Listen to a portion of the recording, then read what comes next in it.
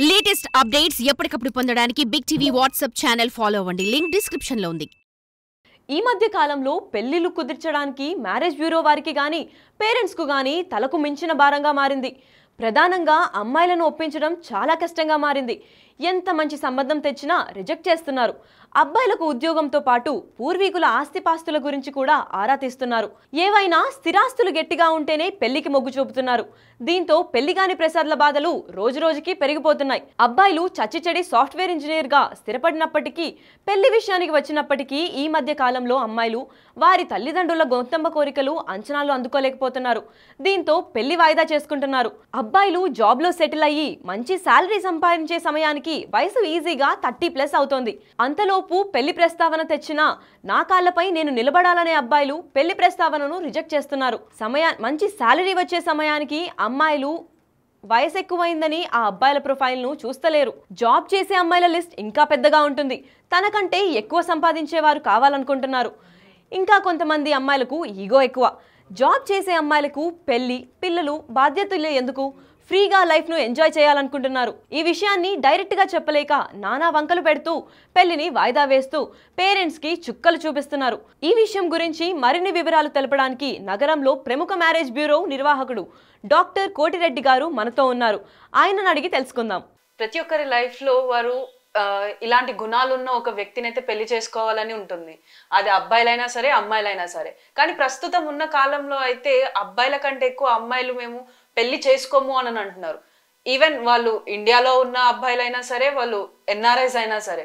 So ప్రతి ఒక్కరికి ఈ కష్టాలు అయితే తప్పడం లేదు. ఎందుకంటే కొత్తగా ఈ మధ్య కాలంలో అయితే ఎన్ఆర్ఐలు అయినప్పటికీ కూడా అసెట్స్ విషయంలోనైతే రిజెక్షన్ కి చాలా వరకు వాళ్ళు ఫేస్ చేస్తున్నారు. సో ప్రస్తుతం మనం అయితే అవినాష్ రెడ్డి మ్యారేజ్ బ్యూరోలో అయితే ఉన్నాం. సో వారి దగ్గరికి వచ్చే అమ్మాయిలు ఎలాంటి రిక్వైర్మెంట్స్ తో ఉన్నారు, అసలు ఏంటి అన్నది కూడా మనం అసలు ఒకసారి కనుక్కుందాం. నమస్తే అండి. చెప్పండి, ఇప్పుడు మీరు బేసిక్ గా అయితే ఎన్ఆర్ఐస్ కి అను ఐటీ పర్సన్స్ కి ఎక్కువ వరకు అయితే మ్యాచెస్ చూస్తారని ఒక టాక్ ఉంది. సో అంటే మీ దగ్గరికి వచ్చే అమ్మాయిలైనా కానీ అబ్బాయిలైనా కానీ వారి రిక్వైర్మెంట్స్ ఏ విధంగా ఉంటున్నాయి మ్యారేజెస్ కి?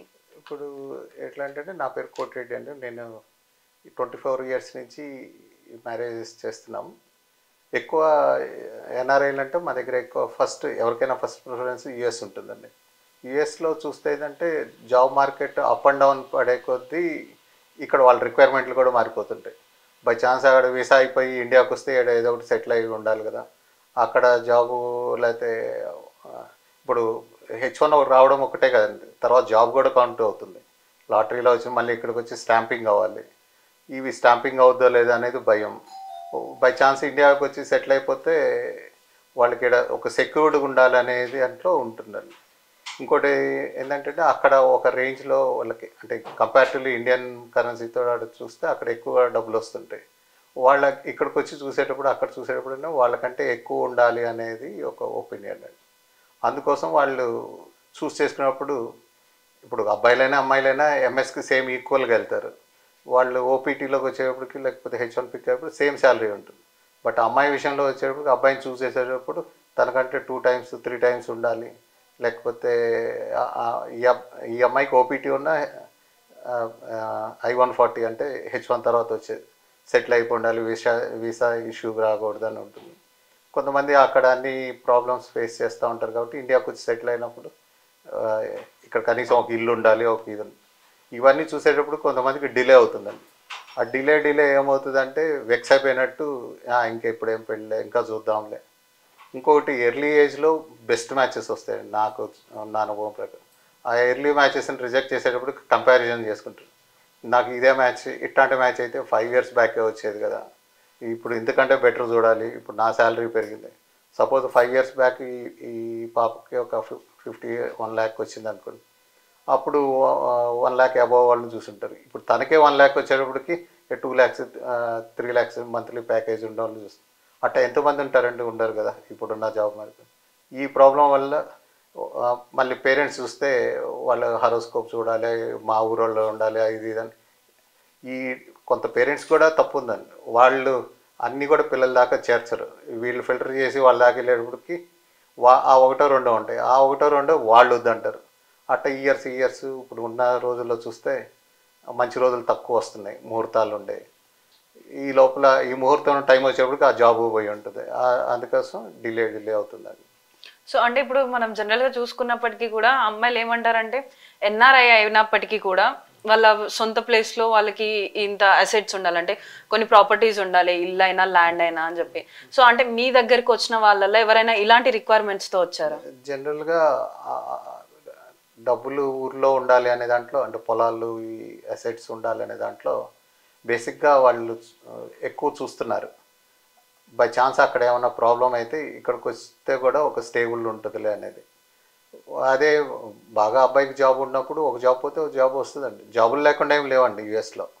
ఎక్కువ అయిపోయి ఇప్పుడు 10 మందికి రిక్వైర్మెంట్ ఉండే జాబ్ దగ్గర వీళ్ళు 100 మెంబర్స్ ఎంఎస్ వాళ్ళ కోసం వెళ్ళినప్పుడు ఈ బేసిక్గా ఒక 100K అనుకోండి. ఈ స్టూడెంట్స్ ఏం చేస్తారంటే తక్కువకైనా వాళ్ళు జాబ్ చేస్తున్నారు. అట్లా జాబ్లు ఇది అయిపోయిందండి. ఉన్న దీనికంటే వీళ్ళు ఎక్కువ మంది వెళ్ళిపోయి ఉన్నందువల్ల ఆ ప్రాబ్లం ఫేస్ చేస్తున్నారు. సో అంటే ఇప్పుడు ఎన్ఆర్ఐ అయిన అబ్బాయి ఇక్కడ ఇండియాలో అసెట్స్ ఏం లేక, అంటే మనకి జనరల్గా కొంతమంది ఏంటిది అని అంటే అబ్రాడ్లో సెట్ అవ్వాలని చెప్పేసి వాళ్ళు ఇక్కడ ఉన్న ప్రాపర్టీస్ అన్ని అమ్మేసు లేకపోతే ఏంటో ఒక స్టేజ్లో ఉంటాడు కదా అని పేరెంట్స్ పంపిస్తూ ఉంటారు. సో అలా ఎన్ఆర్ఐ అబ్బాయి వెళ్ళిన అబ్బాయి ఇక్కడ ప్రాపర్టీస్ ఏం లేకుండా మ్యారేజ్ సంబంధాలు అనేవి రిజెక్ట్ అయిన ఛాన్సెస్ ఏమైనా ఉన్నాయా? బేసిక్ ఏంటంటే ఇప్పుడు అక్కడ ఉన్న అబ్బాయిలు కూడా ఎక్కువ మంది రిక్వైర్మెంట్ అక్కడ ఉన్న అమ్మాయిని చూస్తున్నారు. అంటే వీళ్ళని మళ్ళీ ఎంఎస్కి తీసుకెళ్ళడం, చదివించడం, ఇది అంతా చాలా వీసా, డిపెండెంట్ వీసా రావాలి, మళ్ళీ H4 వీసా రావాలి. అక్కడ ఉన్న వాళ్ళైతే వాళ్ళకి అక్కడ ఉండే ప్లస్లు మైనస్లు కల్చర్ ఇవన్నీ తెలుస్తాయి. అంటే రెడీమేడ్గా ఉంటుంది. ఆ రెడీమేడ్గా ఉన్నప్పుడు ఇమీడియట్గా ఆ అబ్బాయి చేసే కంపెనీలోనే జాయిన్ చేసుకోవచ్చునో, లేకపోతే ఆ సబ్జెక్ట్ మీద వీళ్ళకి గ్రిప్ ఉంటుందండి. ఏ స్టైల్లో ఏ ఊర్లో ఉండాలి, ఎక్కడ ఉండాలి అనేదండి వాళ్ళకి అట్లా ఈజీ అవుతుందండి. అక్కడ ఇప్పుడు 10%ఏనండి ఇండియాకు వచ్చి చేసుకొని వెళ్ళేవాళ్ళు. అంటే జనరల్గా ఇప్పుడు ఎన్ఆర్ఐ ఉన్న వాళ్ళందరూ కూడా అక్కడే మ్యారేజెస్ చేసుకోవడానికి ఎక్కువ ప్రిఫరెన్స్ ఇస్తున్నారంటారా? ఇప్పుడు ఎక్కువ ఏంటంటే వీసా ప్రాబ్లం ఉంది, జాబ్ ప్రాబ్లం ఉంది. వాళ్ళు ఒక వారం కంటే ఒక 2 వీక్స్ కంటే ఎక్కువ లీవ్ ఇవ్వరు. వచ్చి చూసుకొని వెళ్ళి దీనికంటే కూడా చాలామంది పేరెంట్సే ఇక్కడి నుంచి వెళ్ళి అక్కడ ఎక్కువ పెళ్ళిళ్ళు అవుతున్నాయండి ఇప్పుడు ఉన్న దీంట్లో. ప్లస్ వాళ్ళకి ఒకరికి లీవ్ దొరికితే రెండో వాళ్ళకి లీవ్ కూడా రావాలి. ఇప్పుడు ఎక్కువ మంది బంధువులు కూడా అక్కడ ఎక్కువైపోయి ఈ మధ్యకాలంలో ఎక్కువ పెళ్ళిళ్ళు అక్కడే జరుగుతున్నాయండి. అక్కడ మనకంటే ఎక్కువ ట్రెడిషనల్గా చేస్తున్నారండి. సో అంటే ఇప్పుడు ఇటు ఎన్ఆర్ఐస్ కాకుండా కానీ మన విత్ ఇన్ ఇండియాలో సాఫ్ట్వేర్ ఎంప్లాయీస్ కూడా చాలా లేట్ మ్యారేజెస్ చేసుకుంటున్నారు. సో దానికి రీజన్ ఏమంటారు? ముందు ఏంటంటే వాళ్ళు స్టేబుల్ జాబ్ రావాలని, సెటిల్ అవ్వాలని.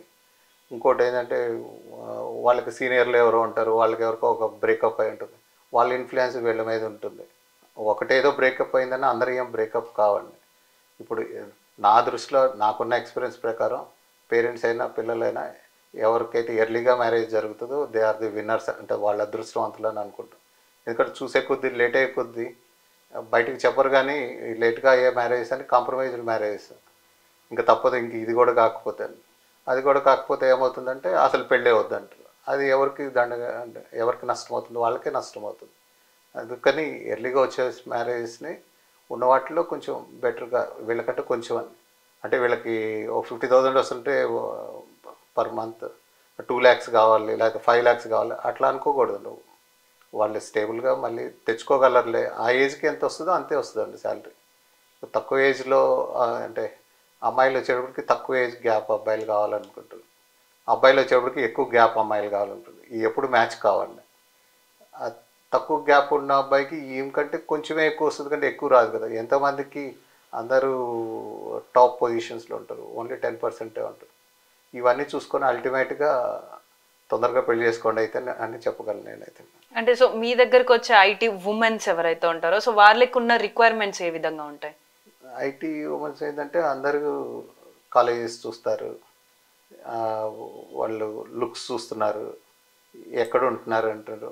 ఇంకోటి ఏంటంటే ఇప్పుడు ఇండియా వచ్చేటప్పటికి హైదరాబాద్లో అమ్మాయికి జాబ్ వస్తే బెంగళూరులో అబ్బాయి జాబ్ చేస్తున్నా అనుకోండి, తను ఏమంటుందంటే హైదరాబాద్కి మూవ్ కావాలంటుంది. ఆ అబ్బాయి మూవ్ వెళ్ళాడు, ఆ అబ్బాయి ఎక్కడికి వస్తే జాబ్ ఉండదు. సరే ఈమె అక్కడికి వెళ్తే తనకి అక్కడ జాబ్ ఉండదండి. అట్లా కూడా అందరికీ హైదరాబాద్లోనే ఉండవాలనేది ఉండదు కదండి. ప్లస్ జాబ్లు షిఫ్ట్ అవుతుంటాయి.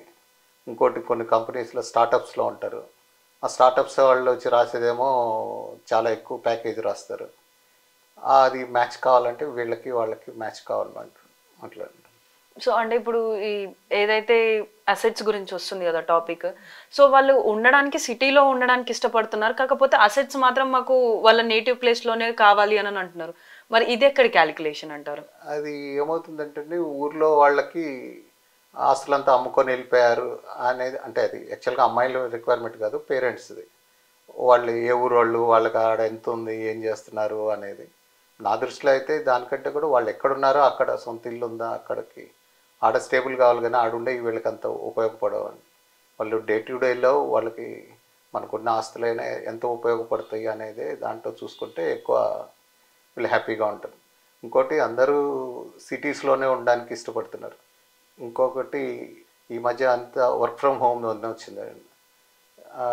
జాబ్ ఏమో ఇక్కడ ఉంటుంది, ఆ అబ్బాయి విలేజ్లోనో చిన్న టౌన్లో ఉంటారు. ఆ అబ్బాయి ఈ అమ్మాయి అక్కడికి పోయి ఉండేదానికి ఇష్టపడదు. ఆ అబ్బాయి అంటే ఎట్లా వర్క్ ఫ్రమ్ హోమ్లే మన ఊర్లో ఉందాంలే అనుకుంటారు. వీళ్ళు అట్లా వెళ్ళడానికి ఇష్టపడరు, అందరూ సిటీలో ఉండే జాబ్ చేయాలనేది ఉంటుందండి. అట్లా ప్లస్ ఇంకోటి ఆ వర్క్ ఫ్రమ్ హోమ్లో మాకు అర్థం కావడం లేదండి. అంటే ఇంట్లో ఉంటున్నాడు, అది ట్రైనింగ్ తీసుకుంటున్నాడా, జాబ్ చేస్తున్నాడా. ఇప్పుడు ఇక్కడ ఒక కంపెనీలో పనిచేస్తున్నాడంటే వీళ్ళు పోయి ఎంక్వైరీ చేసుకుంటారు. వాళ్ళు ఏదో ఐడీలు చూపిస్తే అది నిజమా కాదని మళ్ళీ మమ్మల్ని వచ్చి అడుగుతుంటారు. మేము మళ్ళీ ఇంకెవరికైనా రిఫర్ చేసి చేయాల్సి వస్తుంది. ఇట్లా ఎక్కువ డీటెయిల్స్ చూస్తారని ఎక్కువ మంది వస్తుంటారండి మా దగ్గర. సో అంటే ఇప్పుడు ఈ అసెట్స్ ఇష్యూ కానీ లేకపోతే ఇప్పుడు ఈ ప్రాపర్టీస్ ఇష్యూ ఇది ఏదైతే ఉందో దీని వల్లనే ఎక్కువ శాతం వరకు మ్యాచెస్ అనేవి రిజెక్ట్ అవుతున్నాయని అంటారా? అవునండి. ఇప్పుడు జాబు కంటే కూడా కొంతమంది అసెట్స్ చూస్తారు, కొంతమంది టాలెంటెడ్, అంటే వాళ్ళకున్న బేసిక్ ఐడియాని బట్టి. ఇప్పుడు ఎంత డబ్బులున్నా ఈ ఊరిక కరిగిపోతాయి అనే దాంట్లో కొంతమంది వాళ్ళ టాలెంటెడ్, వాళ్ళకి ఎంత ఎఫిషియెంట్గా ఉంటారు, వాళ్ళకి ఈ జాబ్ పోయినా ఇంకో జాబ్ రాగలదా అనేది కొంతమందికి ఉంటుంది. కొంతమందికి ఓన్లీ ఆస్తులు ఉంటుంది. బేసిక్గా ఇది కూడా చూస్తున్నారండి, వాళ్ళు వచ్చే ఆదాయమే చెప్తారు, కానీ మంత్లీ 2 lakhs రెంట్ వస్తుంది అంటే కానీ దానికి ఎంత ఇన్స్టాల్మెంట్ అనేది వీళ్ళు చూసుకోరు. అక్కడ కూడా చాలామందికి ఇబ్బంది జరుగుతుంది. సో అంటే ఇప్పుడు మీరు మీ దగ్గరికి ఎవరైతే ఇప్పుడు పెళ్లి చేసుకోవడానికి రాబోతున్నారో అంటే పెళ్లి చేసుకోవాలని అనుకుంటున్నారో వాళ్ళకి మీరు ఇచ్చే అడ్వైస్ ఏంటి?